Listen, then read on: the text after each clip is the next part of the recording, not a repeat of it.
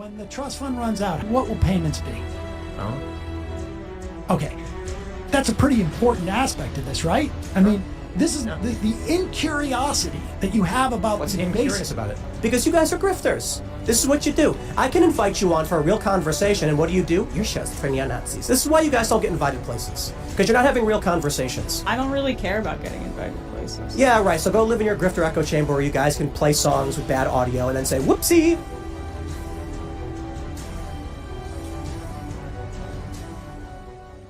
Why are you okay with porn being shown to children? Look, if you want to play a game of nonsense statements for political brownie points, feel free to do so. But I'll say it again. Sam, I didn't mean to upset you. This is exactly why Sam is not welcome on my show.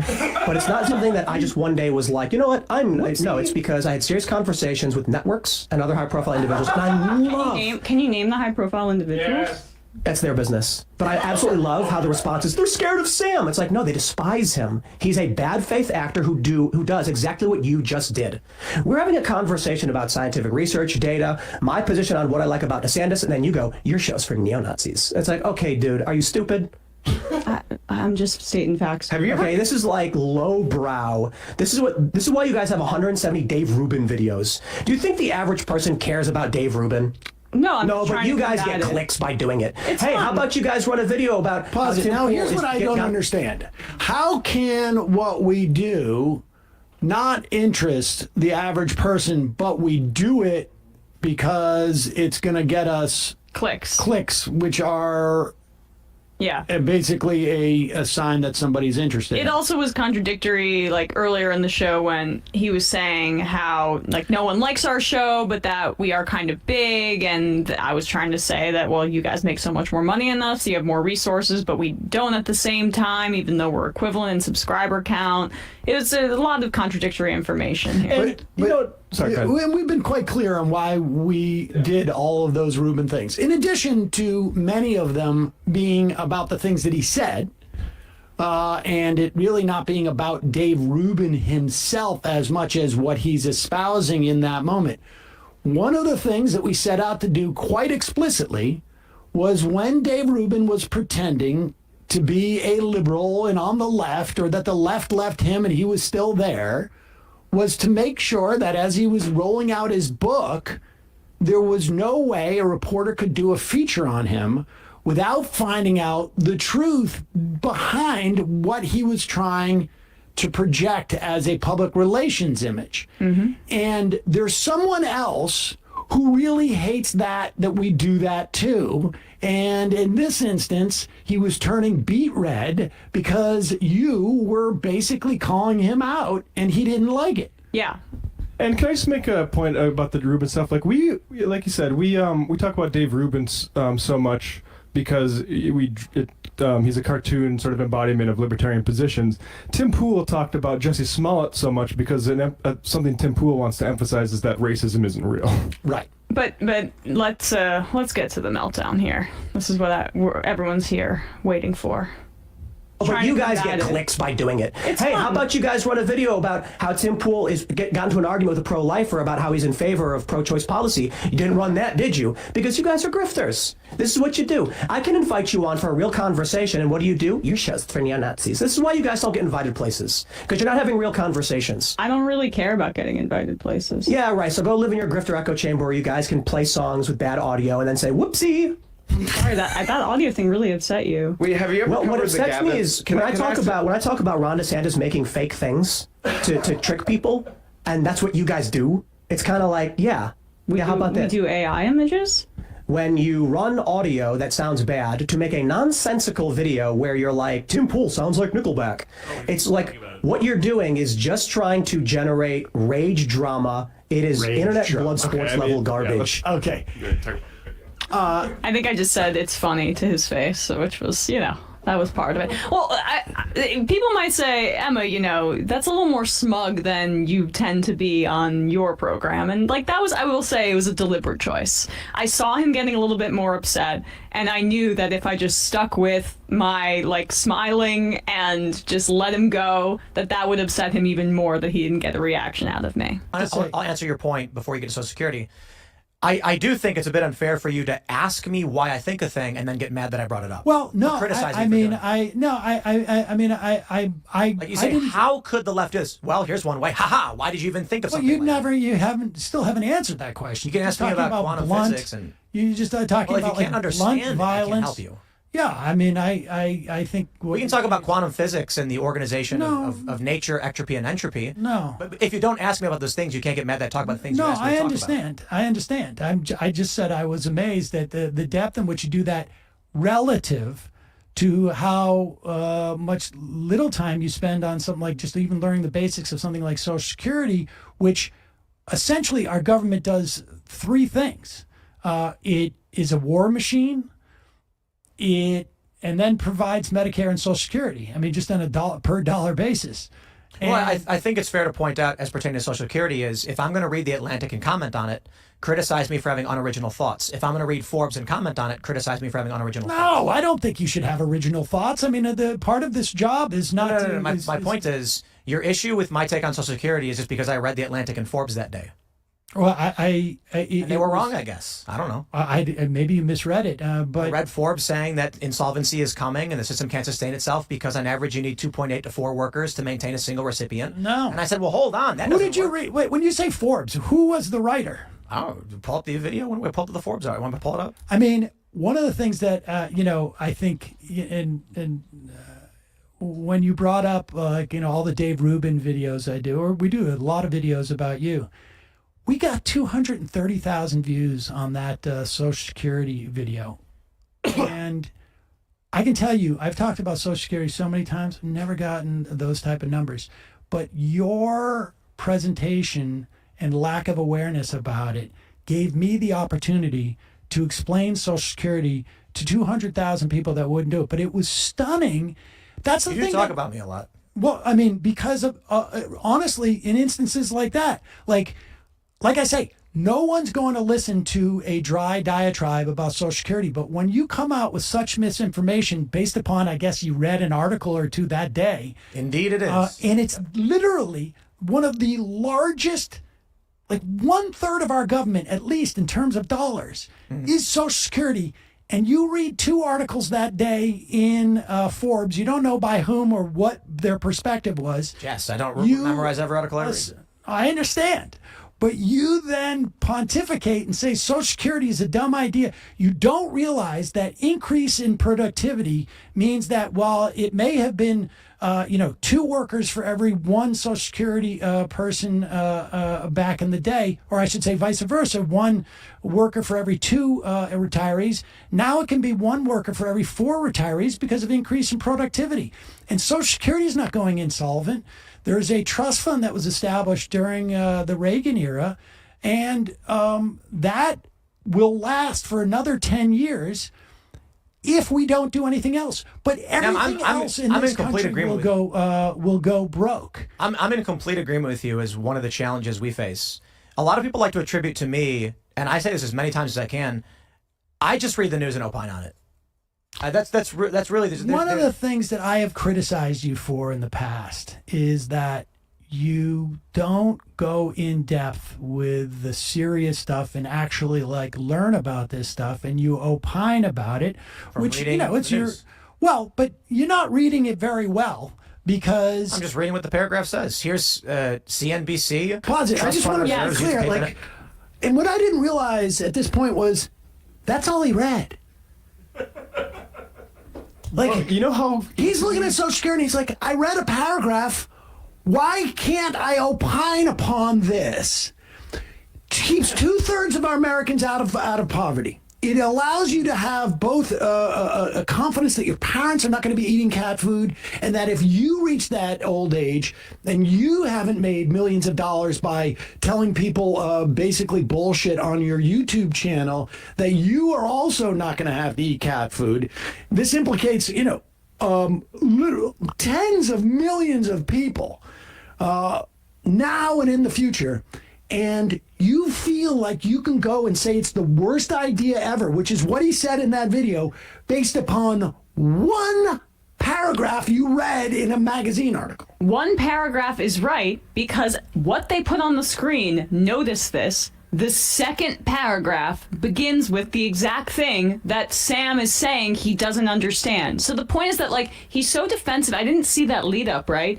Where about how much he reads. You're going to criticize me for reading an article and having an opinion? You didn't even read the article. You read the headline and the subhead and maybe the first paragraph, because exactly what Sam says is right below it, and they show it on the screen. Because he does a video, and all he's thinking is, I need to stretch this damn thing to 10 minutes, and then we can make about $1,000 worth of ads on it. Yeah. Trust fund reserves used to pay beneficiaries are projected to become insolvent by 2035. Well, what does that mean? Only that what comes in is able to go out. Okay, and so what's the cuts on that? What do you mean? Well, I mean, what comes in, what goes out. So, like, all right. Not to increase taxes or increase the worker load. Right. Not the worker load, but the amount of trust, workers. What when the trust fund runs out, how much is what will payments be? I don't know. Okay. That's a pretty important aspect of this, right? I mean, this is the incuriosity that you have about What's the incurious basic. about it? You're not interested in what that means? You know that the trust fund is insolvent in 10 years, but you don't know what the implications of that. The implications are older people will not have money and younger people have to pay more money. When you say older people will not have money, how much less? Well, it depends on what the government decides they're going to allocate. No. It's already set in stone. There's no Okay. allocation. It's 85% of benefits will be paid out. There'll be a loss of 15% benefits. But it's not necessarily younger people are going to have to pay money. New workers will have to. No. They're always going to have to pay, hopefully, with Social Security, unless the Republicans have their ability to cut it. But the... Oh, you're right. It actually says 83%. So there you go. Yeah. Oh, you were wrong, Sam. I was off by 2%. You're right. But these numbers, we should say, this is also, we should be clear. Well, I there are accept, three I things in the accept. actuarial state. But let me just say this about Social But I accept your argument. You are correct, and I apologize. I just read the story. I read the news, and I made an assessment about it, as I tend to do. Yeah, I think you need to, like, on some of these bigger issues, you've clearly gone very deep into the Civil War thing, which we both agree has a very low chance of happening, somewhere above zero. We don't really talk about Social Security all that often. I think like 3 or 4 times. It's the most important function of our government. Yeah. Oh, let's move on. Yeah, and here's the thing, like, okay, don't talk about Social Security. But when you did, you basically made it out to be the world's worst idea. I think that may actually be a quote.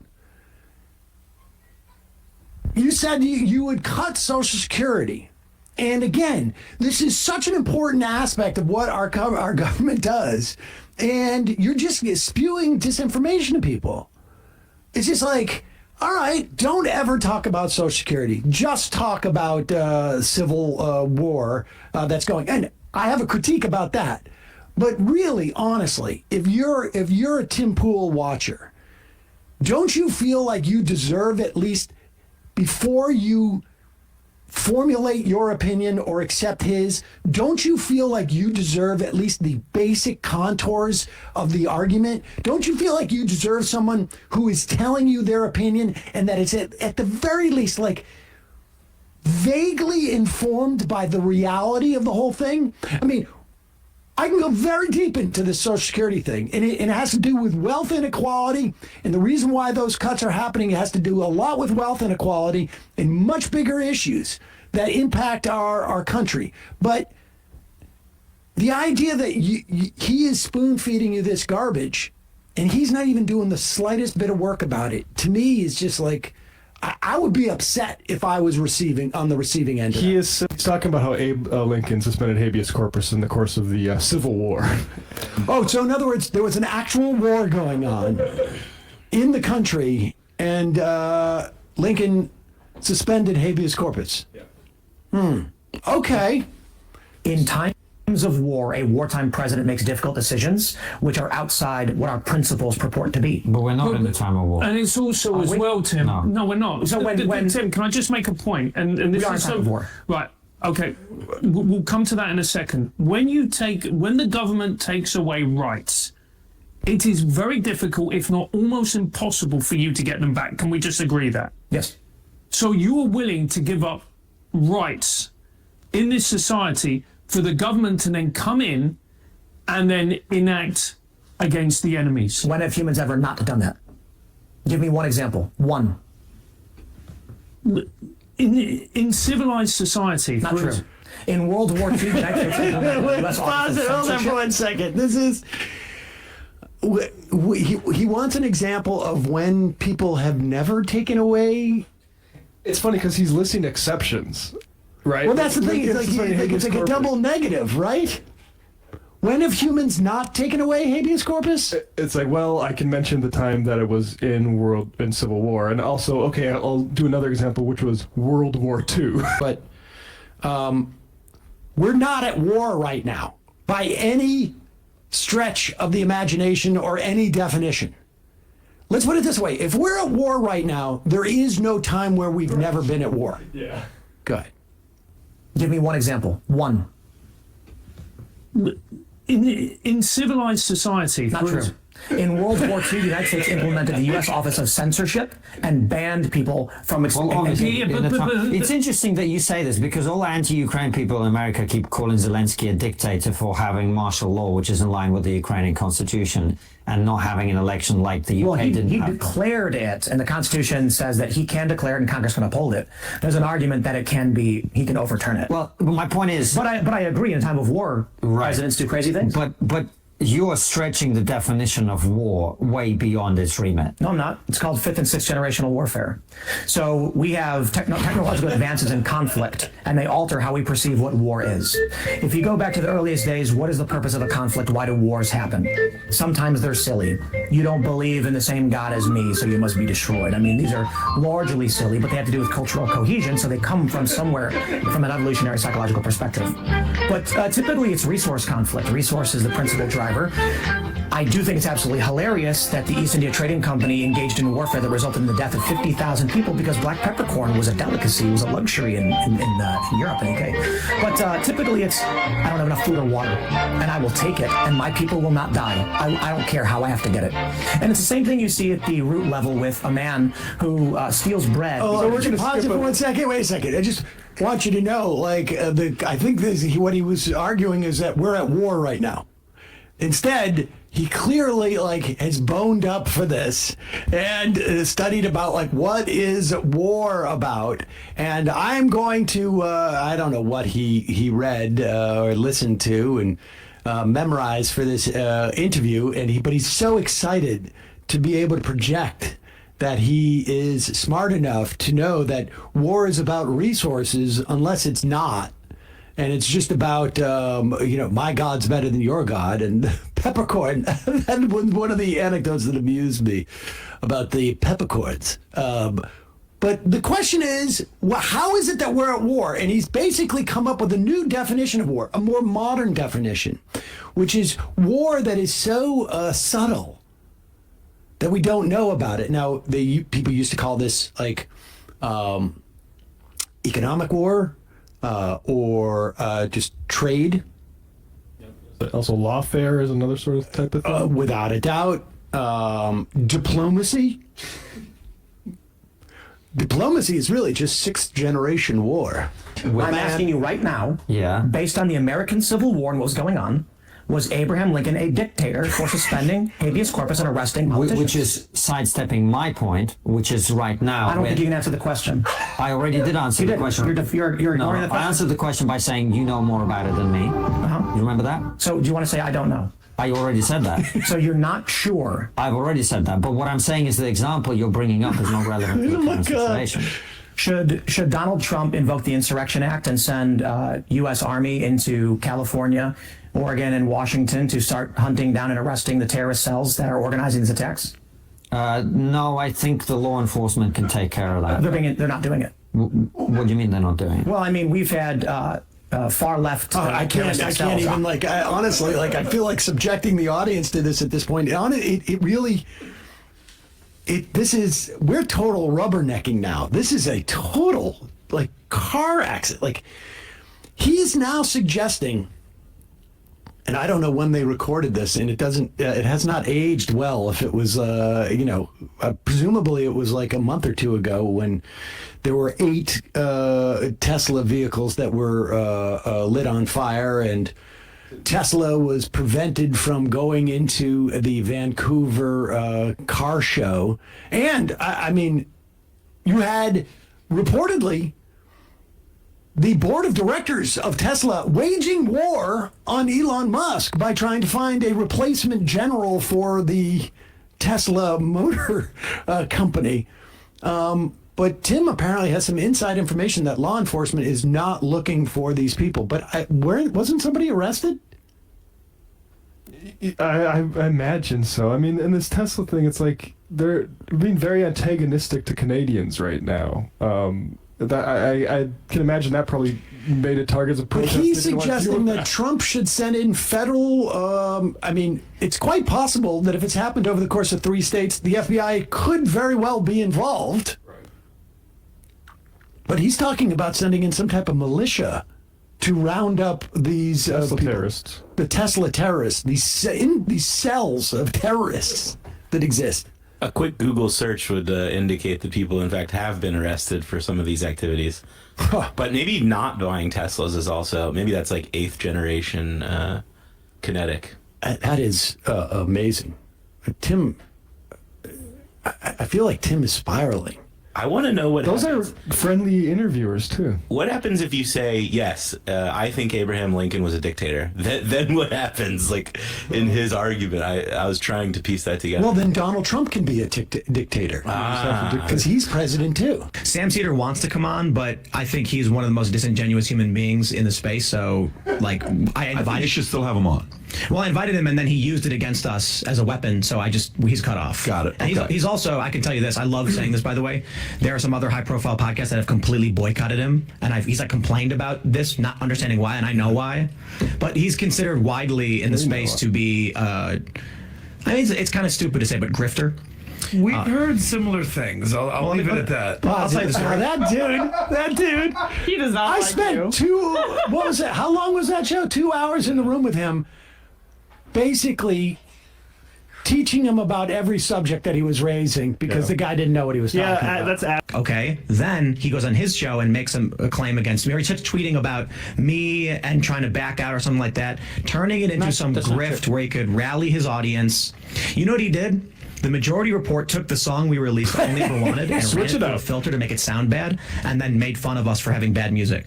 Like, the dude legit is fake. And it wasn't him personally, it was his people who put a filter on my song to make it sound bad. But, like, that's a really good example of what you get when you watch someone like Sam Seder. Hey, listen, we've had a lot of people on. Hey, that's a really good example. There's other great or even better examples I could be giving you right now. The one that I couldn't finish that I started with, and this one that I'm gonna say is good, even though it's like, oh, okay. Yeah, right. Right.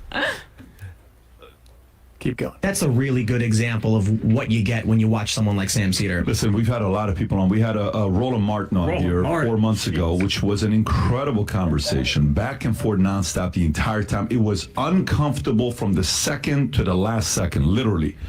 But it was one of my favorite conversations of the year. And we get, every time you have somebody on, people will text you and say, oh, I cannot believe you're having that person, this person's this. I've never had anybody on that I got that many text messages as Sam Seder, and I don't know why. People, not good. I will say. Well, I mean, Sam is both irrelevant and a grifter, and also he got the most amount of engagement. people were really upset. I think he probably took a lot of grief. If you're going to be in this right wing space, you don't invite him on. That's what it is.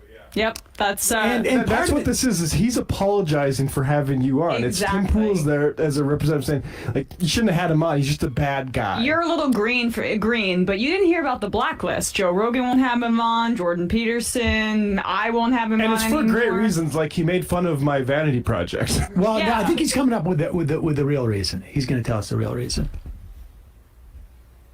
Why? People and negative. Not good. Well, so I will say, in terms of media industry stuff, I don't want to put anybody on the spot. I'll just say, and Sam will probably hear this, there are high-profile producers and media people who have told me explicitly he's blacklisted.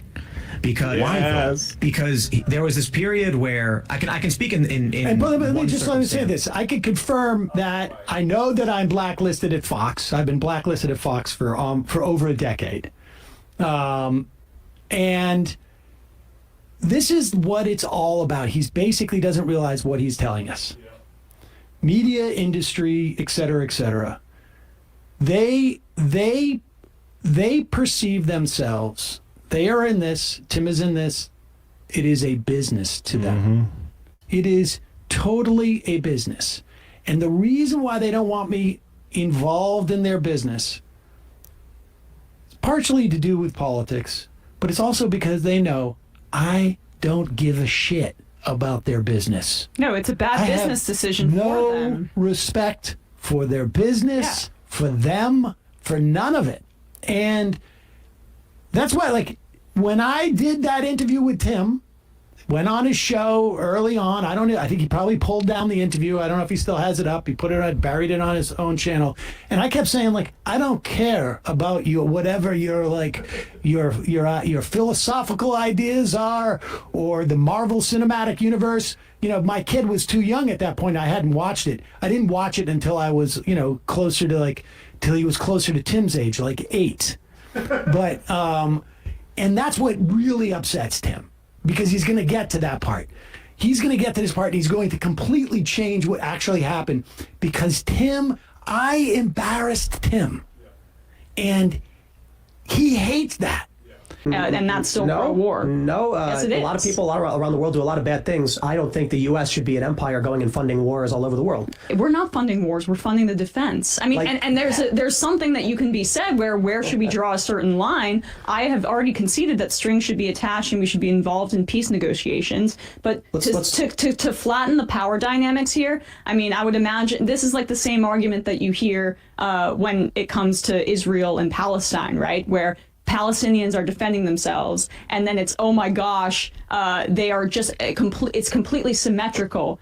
Israel and Palestine. These are two actors just battling it out. In favor of intervention there? I would love to fund Palestinians so that they were able to have a better life for themselves. You are to the right of me on foreign policy. Well, we already fund Israel, dude. Yeah. Are you against that? That's a tougher question. I don't have an answer to. Okay, go back. You're not going to make me address. You are to the right the of me. recipient, the recipient of the largest amount of military aid that we have given on a consistent basis for decades. You're not going to ask me to answer that question, are you? And there was like a 2-minute lead up to this where he was like, You're to the right of me. You're to the right of me. You're to the right of me. And I was like, no, I'm not. No, I'm not. Because I was in favor, because the weapons that are being created, are being sent to Ukraine, are made by the military-industrial complex. And he didn't have much to say to that. So what did he say after that? Is there any more to that clip? Let's keep going. Oh my God, it is so hilarious. Why are you supporting DeSantis over Trump? Because of an ad, AI ad, and his policies. He's colossally stupid, though. Like, to follow up that question of, like, oh, you think we should intervene there? Like, that's such a no. She's clearly talking about the amount of aid the analogy that we fund. Yeah, no, of course he's not. I mean, he's not very bright. Yes. I mean that's quite clear. But it's also funny how he thinks like I can avoid taking a position on any issue that is actually the fundamental ones that may or may not alienate my audience. And you're in favor of funding military. No. We fund the Iron Dome. Literally saying, we fund their military-industrial complex. Anything enough about it? Then if it's your principle and you're anti-war, then you should be saying that we should cut funding for Israeli defense right now. I lean. That's why I said 99%. I'll say I absolutely lean against providing military aid to Israel. I just don't know. I will say a new war in Ukraine. He's really engaged in it. We've only been doing that. It has only been the biggest recipient of our military aid for decades. Yeah, it's only like one of the 3 foundational planks of foreign policy that I think most people like to comment on there. Right. But the key third rail of like Democrat primary politics often I'll brush up on that at some point. Yeah, and I don't know if Tim has. You haven't done deep dive into the latest crime situation that took place. This black guy in Illinois. You don't know the details of that? Are you kidding me? Yeah. But funding Israel, I haven't really looked into that. I would vote for someone who is going to create less concentration. All right, pause it. I'm sorry. This goes back to Pause it. This is a piece of Majority Report lore. I think it was during the Obama election where basically Sam said, if one candidate's proposing 30 concentration camps and another proposes 10, I'm voting for the one who proposes 10. Now, I understand why people find this particular thought experiment to be off-putting, but the very obvious and not particularly hard to figure out point here is that voting, unless you have the opportunity to vote for like a Bernie Sanders, and certainly in 2012, was a highly utilitarian activity. And you were putting a choice. There is a column A, column B choice. Both are going to cause a huge amount of injustice and suffering, one less than the other. So what you do is you go and you opt for less suffering, because voting is not really about a personal expression of your essence. It's about a practical activity. So I might have used a different metaphor, but that's all Sam is saying. It's pretty frigging simple, but let's see how this goes in a freshman philosophy bong choke direction. I would vote for someone who is going to create less concentration camps. So you're willing to put your weight behind somebody who's going to make concentration camps? No, I'm not willing to put. I'm willing to put my weight behind diminishing the number of concentration camps. I think that before you go, it's a really great point that I think may separate. It's utilitarianism versus deontologism, that you're quantifying versus I'm not. You see what I'm not saying you're wrong. I'm saying your philosophical standard is the minimization of harm, and mine is more about the individual is the small, you know what I mean? Like, yeah. I'm curious about the second part of that. You said, you know what I mean, because I really don't. Oh, Mine is so about minimizing there's harm. the two philosophies about feeling violating the ethics of an individual is violating ethics regardless, and yours is minimization of harm is better. So utilitarian versus deontological. From my standpoint, committing one unethical act is a violation of principle and ethics that can't be crossed. But I will admit, there's not like a hard line. I think that is silly, to be honest with you. I mean, I respect you, but they're very strong philosophical positions held by most people. I believe that less suffering is better, and that I am willing to. I will tell you something you won't like to hear, though. I'm willing to sully myself if that's the outcome. But I'll tell you something you're not going to want to hear, and I admit it's I'll call it dickish. Utilitarianism is typically the villain in most movies. I don't care. Yeah. So for instance, like Thanos was utilitarian, and Captain America was deontological. I didn't. So Thanos willing to reduce the suffering by killing hundreds of trillions versus the thousands of trillions, which would be living better off. So but I'm not, it's like comic book movies. I'm not having to kill anybody. I'm just voting and choosing. I mean, if you vote in favor of somebody who's going to build a concentration camp, you are. No, one of these people is going to win, Tim. You don't understand that I'm like physically embarrassed watching that, down to the point that like we've all done a dumb reference. We've all done, we've all had something in our head we thought was funnier or more clever. But, oh my God, the dude is talking about voting, and you think like, Sam, I hate to spring this on you, but you're the villain in a Marvel movie you've never seen. Sorry to give you the bad news. And then, of course, like, this is it's funny because I know I can be a dick, sure. But the difference between me and Sam is that I, depending on the mood I was in, might actually laugh uncomfortably and go, oh, I guess I got to see that movie. Jesus fucking Christ, who am I talking to? Sam is just going to give you, no, I don't care. And just give you his best, like, I did 3.5 semesters. I did 2 semesters at Boston University Law School. It's devastating. # bully the right people. I mean, you know what? I have no doubt that I'm going to read more about Tim Pool and feel totally comfortable with that bullying session. But on a human level, that to me was like watching LeBron, like, stuff a 4th grader. Like that gets that type of just visceral, like, all right, LeBron, like, wait for it, like, you know, throwing the ball up, not even shooting it, throw up, and then instead of being like the nice, like, you know, what you're supposed to do, which is like catch it and then dunk it and be like, oh, whoa, look at that. LeBron just goes, poof, like LeBron just treats the kid like a Hong Kong protester, just stuffs it in his face. That was what watching that was like to me. It was just like, I know that he thought that was a gotcha. It is June. June is typically the 6th month of the year. This is, and typically in a year we have 12 months. Mm-hmm. And slow down. Typically Christmas falls in late December. The 12th month. The 12th month. So it's June 10th, so not exactly, but we are almost within days as far away from Christmas as you can possibly be temporally at any given time. In a cycle, yep. We're on Jesus Christ's half birthday. It's approaching. Exactly. Now, that is typically not celebrated as a specific holiday. Mm-hmm.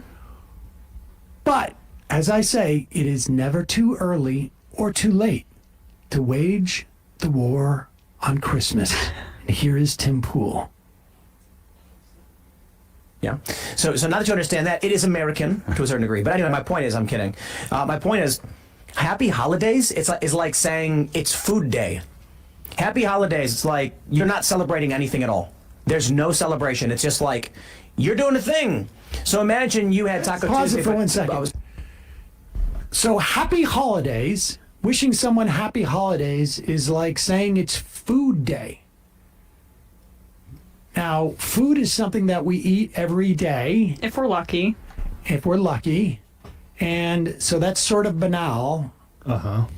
Now, holidays, they're not every day. They're specifically holiday, I believe, I may be wrong about this, actually is derived from holy day. Mm-hmm. And if every day was holy day, then no days would be holy day. So it's really not like food day. I don't know what food day is, but I'm trying to follow what he's saying here. And of course, again, reminder, June. Yeah. It's not Mexican food. Yeah. So now that you understand that, it is American to a certain degree. But anyway, my point is, I'm kidding. My point is, Happy Holidays is like saying it's Food Day. Happy Holidays, it's like you're not celebrating anything at all. There's no celebration. It's just like you're doing a thing. So imagine you had Taco Tuesday, but some people came over to your house and you're like, no, from now on we're doing Food Tuesday. It's like food. It's like, well, we eat food all the time. We celebrate things for various reasons, but today's Christmas. They take the fun out of everything. They take the detail. Everything has to be vague to try to fit into a box. Because why? Because that box doesn't offend anybody. No, they want to get rid of Christmas. They want to get rid of Christmas because of the culture. Right. 100%. It's anti-Santa. Well, because Christmas offends non-Christians, right? And it's always about how do we No. It's not an offense. It's not that it offends non-Christians. I also like where he says, they're trying to make it so broad so they can put it in a box. It's like, all right, well, fix one. What are It's they kind of the disagreeing opposite. about? They're basically saying that, I don't think they're disagreeing. It seems like they are. They are. They're about to disagree as to who is manipulating the Happy Holidays versus Merry Christmas program. Gotcha. And I have been doing this for 20 years. And this has been ongoing. This is and I will say the only innovation here is that you have people under the age of 65 complaining about it. Like this used to be, Bill O'Reilly's Ballywick. And also the war on Christmas. Yes. Christmas. The seculars are coming. Because I don't know if you've ever been in America after, forget Thanksgiving. Now it's like after, after Halloween. And you've seen how there's no celebration of Christmas. You can't see Christmas lights. You can't see people saying Merry Christmas. The Christmas tree, you never see those anymore. Nobody ever has a Christmas tree anywhere anymore. Mm-hmm. I wish the younger people understood. It used to be there were Christmas trees and Christmas sales, and now nothing. Flintstones Christmas. It's like trying to tell a kid who's 10 years old what life was like before the internet. And that's when we used to have Christmas. Exactly. We used to have to take cash out of the bank and talk to a teller. It is communists who are very, very upset about it. And partly because it brings people together, it forms communal bonds, and it is a tie to the roots of your moral foundation that they need to destroy. Absolutely. And so those communists, though, I would agree with that. Oh, yeah. But that's what I'm saying. The communists then go and pressure the corporations, right? You're offending people. You know, you can't say happy holidays. That's what you have to say, right? It's all these pressure points. But yeah, it does go back to that. It's a great point. Who is that idiot? Not His the name smart. is Cliff Maloney. I've never heard of him. AKA Lame Gillis. Yeah. Oh, yeah. I for a second thought it was Shane Gillis too, but it's not. It's this guy Cliff Maloney. I've never heard of him. Well done, Matt. Yeah, I get these communists have so much influence, and when they Corporations are powerless against the against communists. Yeah, the robust communist movement in America right now. Was Kid Rock wearing the hammer and sickle when he shot up those Bud Light cans? He might as well have, right? That's the only way you get the corporations to listen. They're is there very any dumb. more that's worth listening to this, or no? Have they agreed that that's what it is? They've agreed. Unbelievable. That's what the I like having a idea is. meaningless Johnny Casper, as a Christian communist, I would like to say all of the dozens of us love Christmas. Tim has now apparently found a reason not to disinvite me. He said that he couldn't do it because he hosts his own show. He did mention COVID, to be fair. But then he turns it into this tweet where he's coming after me, implying we were unsafe when we followed every COVID guideline. We have hand sanitizer everywhere, and we were allowed to do the show as per normal guidelines. The room is extremely well ventilated. You can probably hear the fans. But Sam thought it would be good to lie, to make things up, because he never wanted to come here in the first place. And even after he knew it was in studio, and the 13th is open, and we will pay for everything, and he agreed to do it, it was all just a big con. Sam Seder is a lying coward. And that's why people like Steven Crowder should not debate him. And that's why Steven was right for cutting him off and saying no. And Ethan Klein is damaging everything, making it all worse. Because his interest is personal gain for his pop culture crap. He doesn't know what he's talking about, so he would rather watch people suffer if it gives him a few extra bucks. That's Ethan Klein. Oh, he's very impassioned on behalf of his friend Steven. At least we've got to the point where we're acknowledging Steven's suffering. I think that's a big milestone. Yes, I know. Well, I mean, Tim's begun to accept it. Maybe he heard it from the horse's mouth. So to be clear, going into a closed studio with ventilation was perfectly in line with the CDC guidelines, and I was lying by saying that I didn't want to go into his studio during the height of a pandemic with the second wave coming. And incidentally, if you go back, I think you look at those tweet exchanges, or maybe it's in our DMs, he denied there was a second wave coming. And in fact, there was a second wave coming. I think he asked me in, sometime in like November or October, I can't remember exactly. And I said, there's a second wave coming. And he's like, no, there's not. And there turned out to be, yes, quite a bit of a second wave come December, in fact. Indeed, bigger than the first wave. Hand sanitizer everywhere. So hand sanitizer, of course, for a disease that it was aerosolized. So stupid. And it's like, and it sort of depends on where those vents are, frankly. If the vents are behind him, I'd be more interested in coming than if they're behind me. Let's put it that way. But nevertheless, as soon as I'm vaccinated, I'm willing to go. And now, conveniently, he is so appalled by me that invitation won't happen. A real lost opportunity. Everything is ruined, as he says. It is ruined. It is ruined. It is ruined. But you soiled it. The fact of the matter is, these people care about free speech. They hate the idea that you could be demonetized or kicked off platforms. They would never, ever do this. They bemoan the blacklists that exist in media for people like that. For them, but not thee, or vice versa. I'll let Tim explain. Sam Seder's blacklisted by a lot of podcast networks. I'm not exaggerating.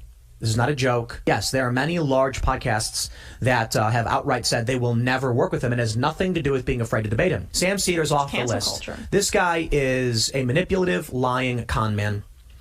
That's why Crowder doesn't want to have anything to do with him. That's why all the people Crowder mentioned don't want to have anything to do with him. And that's why Sam Seder makes all these videos and he focuses on drama. I mean, the man's obsession with Dave Rubin is laughable. Let's play the highbrow critique. South Park has a new episode after the creators scored $1.5 billion in a deal with Paramount. And the latest episode that came out and is trending is about Donald Trump, to which Newsweek says South Park eviscerates Donald Trump after Paramount gives them $1.5 billion. And it was terrible. I watched the episode. It is a miserably bad episode. Guys, holy crap. The jokes are 10 years old. I'm not kidding. I like South Park. They did fantastic when they were making fun of wokeness. PC Principle. The problem with even how they mocked wokeness, however, was that it's just straight on the nose saying, hey, remember thing? So they got this latest episode where Donald Trump is the president, and the joke is basically that he's fat, has a tiny wiener. That's it. No, they don't pause it. Actually, no. That's actually not the joke. In fact, that wasn't in the episode until like literally the last minute of it. The joke throughout was that Trump was suing them, and that also there's all that interplay with the Satan. There was a lot of other jokes there. I don't think he actually watched it. I think he just watched the last segment. And also, he is not, even if he had watched it, prepared to actually comment on the substance. This is sort of a requisite claim that he's making so he can engage with the topic. And Wicked Observer says, yes, South Park is signaling the emperor has no clothes, that he thinks he's Jesus, but in turn what happens is he's just naked, and he's driven by his deep, deep insecurity that is, I guess, illustrated by his tiny talking penis. Go ahead. Principle. The problem with even how they mocked wokeness, however, was that it's just straight on the nose saying, hey, remember thing? So they got this latest episode where Donald Trump is the president, and the joke is basically that he's fat, has a tiny wiener. That's it. They don't actually get into anything. It's, I gotta be honest, guys. If you've been following South Park, he did not watch the thing. Look, I'm not a South Park fan. People know a long time. I'm not a huge animation fan, despite the fact that I work in that industry. But the joke, the whole episode was rather specific and about Donald Trump leveraging his power and intimidating people. This Canadian tariff sort of bit. No, I mean diplomacy and stuff. Tim Pool's like, I expected highbrow comedy from the makers of Towley. Give me a break. Also, but they provide it. He says that they didn't get into, and then he bites his tongue because he can't list things that they would make fun of, because then he would be admitting that there's something to be made. Yeah. This is Tim Pool really trying to clean up on aisle 9. This is what's going on here. This show's been on my whole life. It's kind of weird. They had that episode where Stan, one of the characters' parents, are going to get divorced. And it was, I guess it was like a facsimile of the debate between Matt and Trey over whether they wanted to continue doing South Park. And it was very obvious they did not. But it's a strong IP that makes money. So they decided to keep doing it anyway. And that's just, it feels like the horse is dead. It's beaten to death. And now you're just dragging it down the road. So they came back with these specials. Some of them were really weird. Like a decade after Occupy Wall Street, they did an Occupy Wall Street episode. It was like, guys, are you out of ideas? And now they're doing this. And let me tell you, guys, back on form. Donald Trump is Saddam Hussein. Not funny. They're not playing at Trump. This is what the left does, okay? And I think he's the left. It's They're funny the left because now. I don't know if you could include Matt and Trey as in the left, but I would assume probably not. they're going to fall in the default liberal position, meaning wokeness is an easy target, and they decided to go after it. Some of it was really good. Some of it was a little too. Wait, that's the default. That's liberal the default position liberal position. Is that wokeness is bad? Does he even like spend 5 minutes before like even thinking about this stuff? Talk about out of ideas. Exactly. That's what I'm saying. Wasn't he saying like, look, I don't know if I want to do this anymore? Like, you're the one who has hit the wall, Tim. Well, on the nose, right? But it's like, okay, at least there's institutions coming out against it. The problem with this, my friends, Matt, Trey, please hear me. I want you to make fun of Donald Trump. They're not. But you have to make fun of Donald Trump in a way that actually makes fun of him. How? So here's what I think. CBS nukes Colbert. They were losing $40 to $50 million per year on this. Why would they have Colbert up and running at a loss of $40 million a year? Well, I think it was political. You're basically saying we want to pay for messaging. If you were a political elite, let me phrase it like this. If you're rich, what do you want for? When you've got, let's just do some math, right? Let's say you have boring. It's so he's trying to shove this into a hole. Like, how can he do he's got to do a South Park video. How can he do it without embracing the critique of Trump? And then this is what he comes up with. He has a washed up like rock star as one of his family or one of his like sort of regular co-hosts, but all of his responses to this sort of stuff, and whether it was the trans singer who he said like turned trans to like re-extend their punk rock career, like he says like their career has peaked and that's why they're doing all this stuff, as opposed to any type of sincerity, or maybe South Park guys feel an obligation given like that they have a giant deal to and a reputation to speak out against this. It's because they're woke now.